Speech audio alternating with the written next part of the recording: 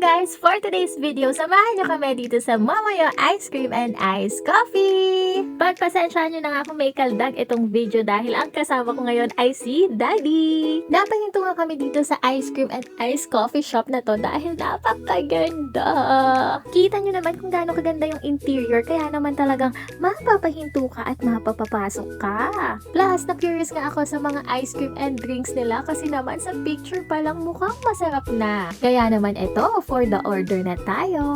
I-post nyo na nga lang itong menu kung gusto nyo makita. Affordable lang din naman at maraming pagpipilian. At eto na nga yung order namin. Grabe, excited na ako. So, ang in-order ko nga is Momo Sundae na chocolate. Tapos, nagpa-add ako ng boba. Tapos, yung kay Daddy naman ay Momo Milkshake na Oreo chocolate. Kita nyo naman, kitang-kita yung mga Oreos niya. Sarap! Excited na nga si Daddy kaya naman ito, tinusok na niya. Syempre, unang tikim.